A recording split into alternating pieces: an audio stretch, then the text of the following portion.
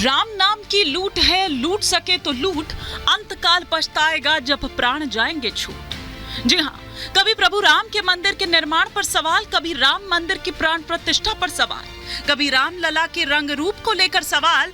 इतने से भी पेट नहीं भरा तो अब प्रभु राम के शुद्धिकरण की बात कर रखी है। देश में राम मंदिर के शुद्धिकरण पर सियासी तनाव बढ़ा हुआ है। वजह है कांग्रेस, जो एक बार नहीं बल्कि कई बार राम मंदिर को लेकर सवाल उठाती रही है। राम मंदिर पर छिड़े घमासान को लेकर सियासी तूफान चरम पर है। नाना पटोले ने क्या कहा, पहले वो सुन लीजिए। कांग्रेस पार्टी की सरकार, जो इंडिया आघाड़ी की सरकार आई, तो बिल्कुल मंदिर का शुद्धिकरण किया जाएगा। नरेंद्र मोदी जी ने वो न करते हुए जिस तरह से प्राण प्रतिष्ठा की है, वो हमारे देश के हमारे शंकराचार्य ने भी उनका विरोध किया है। और शंकराचार्य जी के विधि के आधार पर हम राम दरबार वहां पर बिठाएंगे। कांग्रेस नेता के इस बयान ने सियासी तूफान ला दिया है। कांग्रेस समेत पूरा INDIA गठबंधन एक बार फिर से सवालों के घेरे में है। बीजेपी पूरे मामले पर हमलावर है। TMC हो या कांग्रेस या फिर इंडिया अलायंस, जब तक मोदी है, राम मंदिर पर सुप्रीम कोर्ट का जो फैसला है, उस फैसले को कोई पलट नहीं पाएगा। इस पूरे मामले पर असम के मुख्यमंत्री हिमंता बिस्वा शर्मा ने ये कहा कि मंदिर पर शुद्धिकरण पर हिंदू चुप नहीं बैठेगा। तो वहीं उत्तर प्रदेश के मुख्यमंत्री योगी आदित्यनाथ ने कहा, INDIA गठबंधन ने तो राम के अस्तित्व पर ही सवाल खड़ा कर दिया। चुनाव अब राम भक्तों और रामद्रोहियों के बीच में चला गया है। जब सत्ता में आने का अवसर प्राप्त हुआ तो राम भक्तों पर गोली चलाते हैं।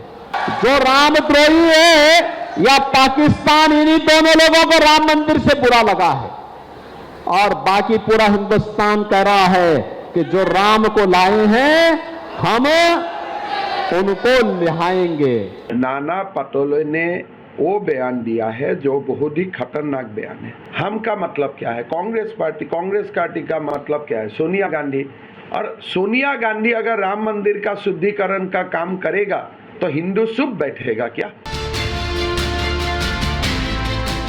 कांग्रेस भले ही अब सफाई दे रही हो, लेकिन नाना पटोले के बयान के बाद कांग्रेस के लिए एक नई टेंशन जरूर बढ़ गई है। 3 चरणों का मतदान के बाद भी INDIA गठबंधन के नेताओं के विवादित बोल रुकने का नाम नहीं ले रहे। लेकिन सवाल फिर वही कि कांग्रेस नेता अपनी नीयत के लिए हिंदू आस्था पर बार बार चोट क्यों करते हैं। वहीं दूसरी तरफ पूरा हिंदुस्तान बोल रहा है कि जो राम को लाए हैं, हम उनको लाएंगे।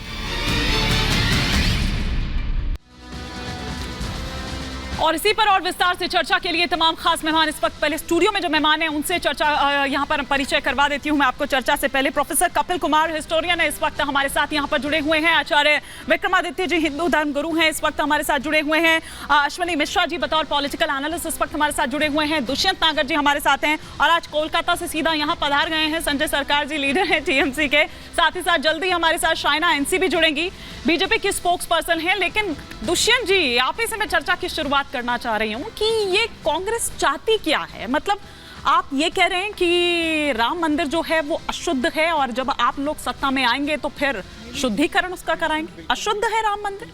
आप ऐसा मत कहिए कि हम लोग, किसी ने नहीं कहा है, जिसने कहा गलत कहा है। नाना पटोले का बयान बिल्कुल खारिज करने योग्य है। राम मंदिर अजर अमर है, शाश्वत है। आज से नहीं, हजारों वर्षों से राम परमात्मा हैं। हिंदुओं के, करोड़ों भारतवासियों के आस्था के प्रतीक हैं। हम सब उनमें आस्था रखते हैं। देखिए, होए सोई जो राम रचिरा। आप आस्था रखते हैं? नहीं, कंप्लीट कर। अच्छा ठीक है, कंप्लीट कर लीजिए। चौपाई बोलते हुए तो मत। अच्छा ठीक है, माफी। होए सोई जो राम रचिरा का, ये रामायण की चौपाई है। जिस समय पे, जिस लग्न मुहूर्त में जो प्राण प्रतिष्ठा हो गई, शिलान्यास हो गया, जो कार्यक्रम हो गए सो हो गए। अरे राम का तो नाम ही पवित्र कर देता है, ये लोगों को सोचना चाहिए। राम मंदिर के लिए क्यों रखते हो भाई साहब? निकालो ना ऐसे अध्यक्ष को। देखिए, ऐसे अध्यक्ष को आप ठीक है, आप अच्छा, बोल रहे हैं। ठीक ठीक ठीक ठीक ठीक एक एक करके एक एक करके आप एक एक संविधान करके ये क्या बोल रहा है? आचार्य जी एक एक करके ना ऐसे लोगों को रखते क्यों हैं सुनिए आप लोग? सुनिए सुनिए आप- एक एक करके मैं समझता हूँ एक कि एक इस तरह की डिबेट अगर आप कर रहे हैं तो मैं धन्यवाद बोल के नहीं ठीक है, आप अपनी बात कर लीजिए, लेकिन दुष्यंत जी सुनिए ना, आस्था की बात आप कर रहे थे, राम के सवाल नाम मैं के आपसे बीच कर में रही हूँ ना, कहाँ सुनिए से कौन कि व्यक्ति किस है तरह की आस्था है जो व्यवधान एक के उत्पन्न बाद कर रहा एक के बाद एक प्रभु श्री राम को लेकर, राम मंदिर को लेकर, सनातन को लेकर, हिंदुओं को लेकर। कार्य है, गलत है, नहीं तो फिर बोलना होगा क्या, चाहिए। ये बताइए ना। राम राजनीति का चुनाव का मुद्दा नहीं हो सकते। हाँ।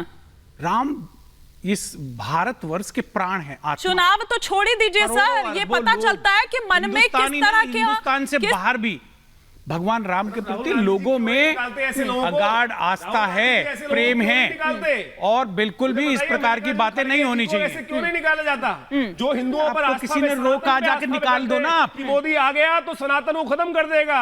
मुझे बताइए, ऐसे लोगों को आपने पाल रखा है, अपना सिरमौर बना रखा है, और उसके बाद आप तथाकथित तौर पर ऐसे बयानों कह देते हैं पार्टी नहीं है। मैं कहूंगा दुष्यंत जी वास्तविक तौर पर इस बात को समझाने का प्रयास करें। वो भाई साहब कोई अरे मेरे लोग नहीं है, अध्यक्ष है, अध्यक्ष, दो चीजें अध्यक्ष पार्टी के, दो चीजें अलग है, चुनाव का मुद्दा अलग है। आज आपको अगर चर्चा करनी है, सुनिए ना, लेकिन दुष्यंत जी देखिए, जब सैम पित्रोदा पर बात हुई, सुनिए ना, जब सैम पित्रोदा पर बात हुई, 10 गारंटियों पे बात करिए। सुनिए ना दुष्यंत जी, अरे आज जो बयान दिया उससे बात कर लो ना भाई, आज जो बयान दिया उससे बात कर लो।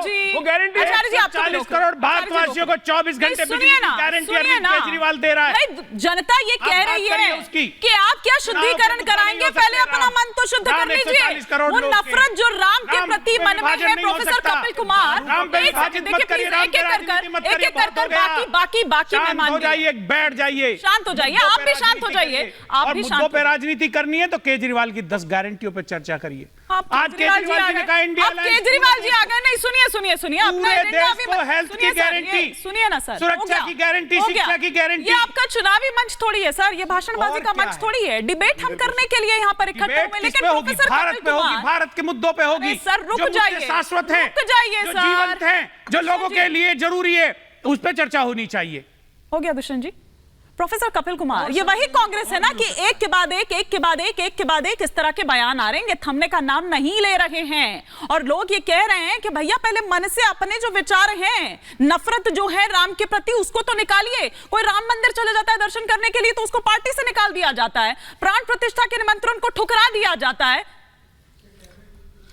देखिए हिमानी जी, एक बड़ी मजेदार चीज है। मैं तो आज बड़ा खुश हूं कि दुष्यंत जी ये बयान दे रहे हैं राम जी को लेकर के। आपका बहुत बहुत स्वागत है दुष्यंत जी, मैं बहुत तारीफ करूंगा आपकी, और इसी वजह से मैं आपसे आज एक भविष्यवाणी भी कर रहा हूं। वो दिन दूर नहीं है जब आप कांग्रेस छोड़ेंगे, माफ कीजिए, आगे बात कर लेंगे इसके ऊपर। देखिए, इसको खाली इस बयान से मत लीजिए कि शुद्धि की जाएगी। इस पूरे परिप्रेक्ष्य को देखिए राम मंदिर के। जिस पार्टी ने सुप्रीम कोर्ट के अंदर ये बयान